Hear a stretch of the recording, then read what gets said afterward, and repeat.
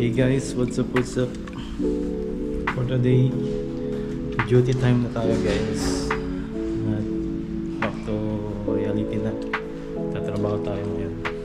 Bago lahat. Ako nga pala si Ronnie. Ronnie in Saudi.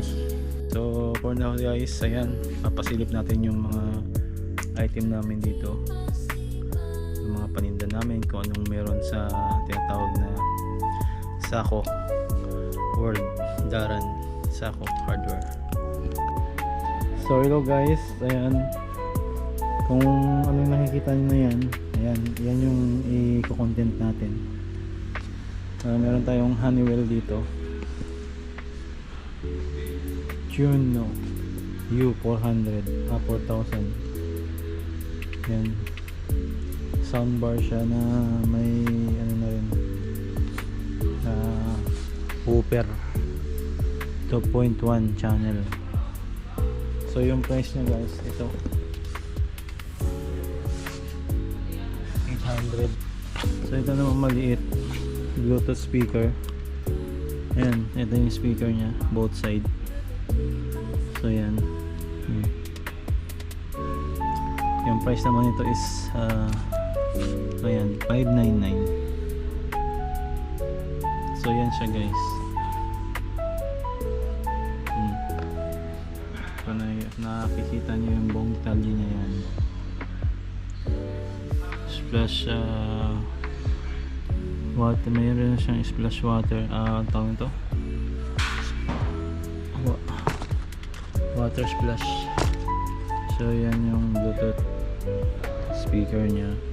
Ito yung wire, tapos nandito yung selector. Yan. Tapos meron tayong Honeywell Suno P3000 soundbar. May remote na siya. So yung price niya yan. So meron tayong maliit din. Ayan. Tingin ko malakas to. Ilang wattage to? Ang ganda niya, maganda siya. Bluetooth speaker, soundbar B3000. Tapos itong malaki, yan 299. Ano ba to? Mahaba, 99 lang ba?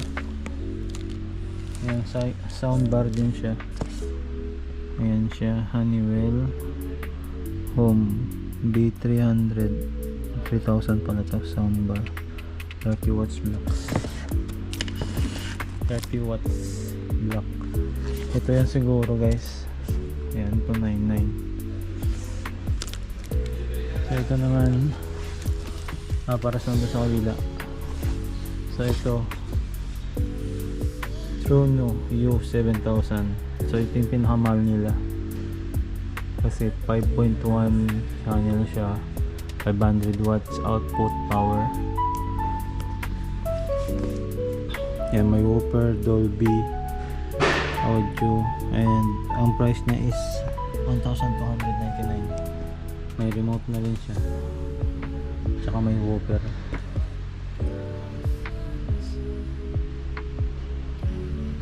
So yun, mga Samsung dito. Yan, Samsung U7F 98 inches.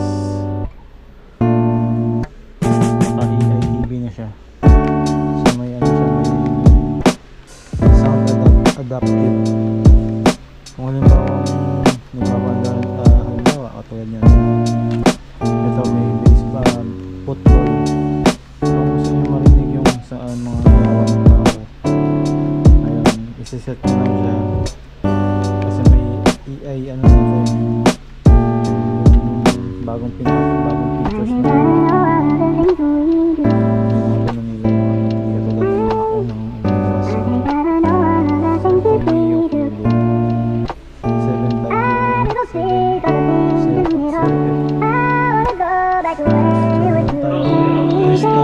para sa Sporting TU 9000.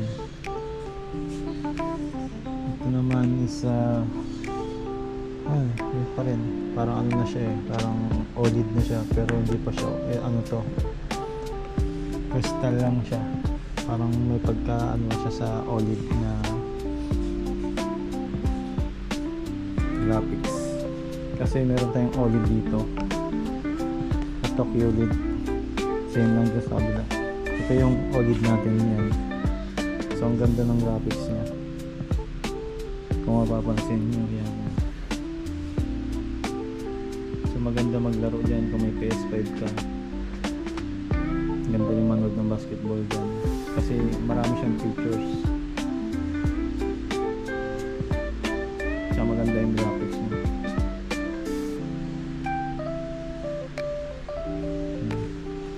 Ito yan.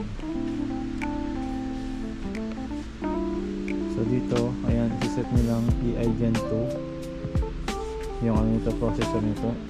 NQ4.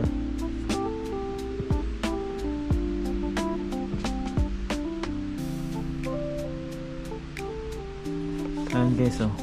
Demo niya, mute. Kung ayaw marinig yung ano, yung hiyawan ng mga tao. Feel pure stadium sounds. So yun nga, ay tulad ng sinabi ko, pwede mo siyang maset na parang nandoon ka sa stadium na yan, na naririnig mo yung hiyawan ng mga tao. So yun yung kagandahan niya. Yung mga technology niya.